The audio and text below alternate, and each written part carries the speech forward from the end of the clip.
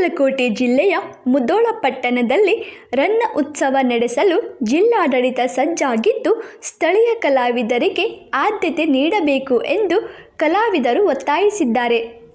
ಕಳೆದ ಹಲವು ವರ್ಷಗಳಿಂದ ಜಿಲ್ಲೆಯಲ್ಲಿ ಉತ್ಸವ ನಡೆದಿಲ್ಲ.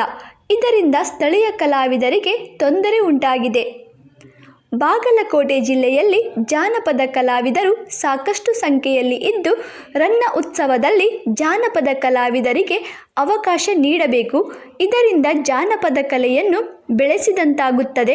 ಹೊರಗಿನ ಕಲಾವಿದರಿಗೆ ಕರೆಸುವ ಮೂಲಕ ಹಣ ಹಾಗೂ ಸಮಯ ವ್ಯರ್ಥ ಆಗುತ್ತದೆ. ಸ್ಥಳೀಯರಿಗೆ ಮೊದಲು ಆದ್ಯತೆ ನೀಡಿ ನಂತರ ಹೊರಗಿನ ಕಲಾವಿದರಿಂದ ಸಾಂಸ್ಕೃತಿಕ ಕಾರ್ಯಕ್ರಮ ನಡೆಸಿ ಎಂದು ಕಲಾವಿದರು ಜಿಲ್ಲಾಡಳಿತಕ್ಕೆ ಮನವಿ ಮಾಡಿಕೊಂಡಿದ್ದಾರೆ.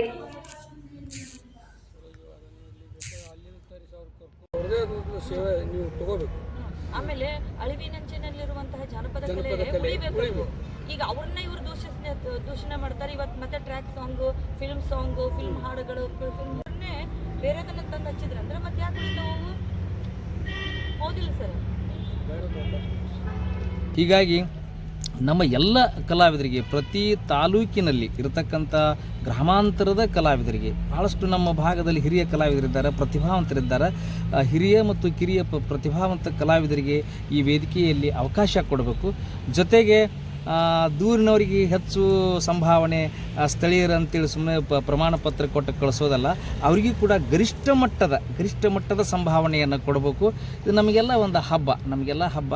ಹೀಗಾಗಿ ಈ ಉತ್ಸವವನ್ನು ಅದ್ಧೂರಿಯಾಗಿ ಆಗಬೇಕಾಗಿತ್ತಂದ್ರೆ ನಮ್ಮ ಭಾಗದ ಕಲಾವಿದರೆಲ್ಲ ಸಂತೃಪ್ತ ಅವಾಗೆಲ್ಲರೂ ಭಾಗವಹಿಸುವಂತೆ ಸರ್ಕಾರ ಕ್ರಮ ಕೈಗೊಳ್ಳಬೇಕು ಅನ್ನತಕ್ಕಂಥ ಒಂದು ವಿಚಾರನ ಹೇಳ್ತಾ, ಒಂದಿಷ್ಟು ನಮ್ಮದು ಆಕ್ಷೇಪ ಏನಂತಂದರೆ, ರನ್ನ ಪ್ರತಿಷ್ಠಾನದವರು ನಮ್ಮೆಲ್ಲ ಕಲಾವಿದರನ್ನು ಸೇರಿಸಿಕೊಂಡು ಯಾವುದೇ ಕಾರ್ಯಕ್ರಮ ಮಾಡುವಾಗ ಈ ಸಂಘ ಸಂಸ್ಥೆಗಳ ಮುಖಂಡರೂ ಕೂಡ ಒಂದಿಷ್ಟು ಅವರ ಅಳಲೇನು ಅಥವಾ ಅವರ ಸಲಹೆ ಸೂಚನೆಗಳು ಏನು ಅನ್ನೋದನ್ನು ಕೇಳಿ ಮಾಡಿದರೆ ಇನ್ನೂ ಕೂಡ ರನ್ನ ವೈಭವ ಇದೊಂದು ರಾಷ್ಟ್ರೀಯ ಕಾರ್ಯಕ್ರಮ. ಇದು ಯಶಸ್ವಿ ಆಗಬೇಕಾಗಿತ್ತಂದರೆ ಎಲ್ಲರೂ ಸೇರಿದರೆ, ಎಲ್ಲರೂ ಕೈ ಜೋಡಿಸಿದರೆ ಇದು ಯಶಸ್ವಿ ಆಗ್ತದೆ. ಕೇವಲ ಸರ್ಕಾರಿ ಕಾರ್ಯಕ್ರಮ ಅಂತೇಳಿ ಆಗಬಾರ್ದು.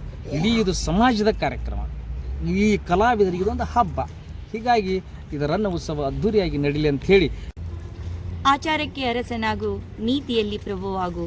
ಆಚಾರಕ್ಕೆ ಅರಸನಾಗು, ನೀತಿಯಲ್ಲಿ ಪ್ರಭುವಾಗು, ಮಾತಿನಲ್ಲಿ ಚೂಡಾಮಣಿಯಾಗು, ಜಗಕ್ಕೆ ಜ್ಯೋತಿಯಾಗು ಅಂತ ಹೇಳಿದಂತಹ ಬಸವಣ್ಣವರ ನಾಡು. ಬುದ್ಧ, ಬಸವ, ಅಂಬೇಡ್ಕರರ ಕನಸು ಏನಂದ್ರೆ ಸಮಾನತೆಯ ಹರಿಕಾರ. ಇವತ್ತು ಅದೇ ನಿಟ್ಟಿನಲ್ಲಿ ನಮ್ಮ ಸರ್ಕಾರ ಚಾಲುಕ್ಯೋತ್ಸವ ಮತ್ತು ರನ್ನ ಉತ್ಸವಗಳನ್ನು ವಿಜೃಂಭಣೆಯಿಂದ ಆಚರಣೆ ಮಾಡಬೇಕಂತೇಳಿ ನಿರ್ಧಾರ ತಗೊಂಡಿದ್ದಕ್ಕಾಗಿ ನಮ್ಮ ಜಿಲ್ಲಾಡಳಿತಕ್ಕೆ ಮತ್ತು ಸರ್ಕಾರಕ್ಕೆ ನಮ್ಮೆಲ್ಲರ ಕಲಾವಿದರ ಪರವಾಗಿ ತುಂಬು ಹೃದಯದ ಅಭಿನಂದನೆಗಳನ್ನು ಹೇಳ್ತಾ ಇದ್ದೀನಿ.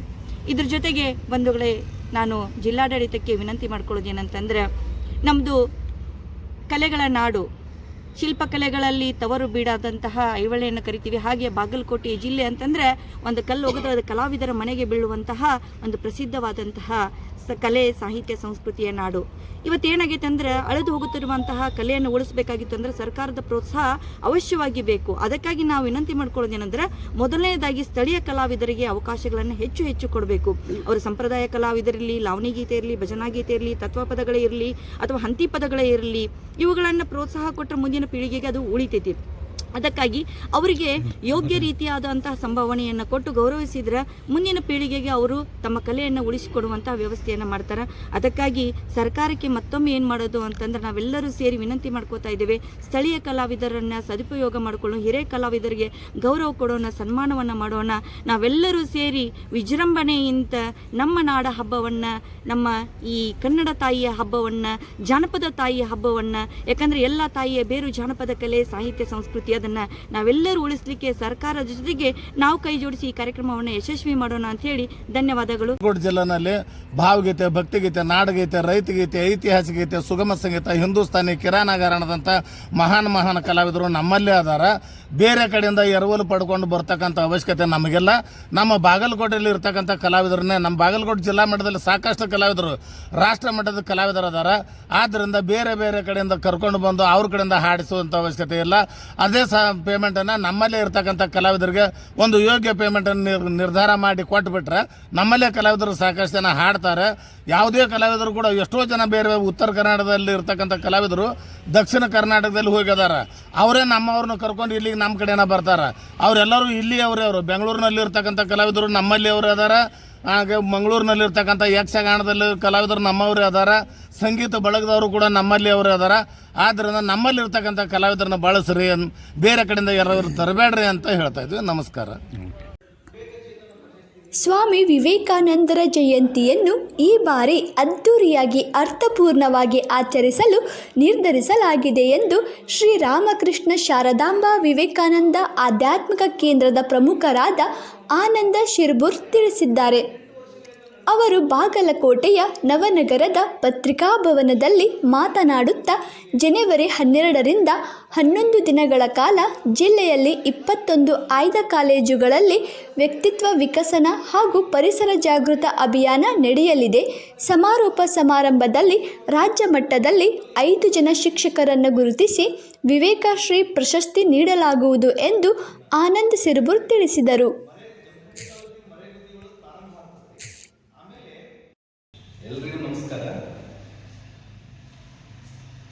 ಶ್ರೀ ಸ್ವಾಮಿ ವಿವೇಕಾನಂದ ಯುವ ವಿಚಾರ ವೇದಿಕೆ 2007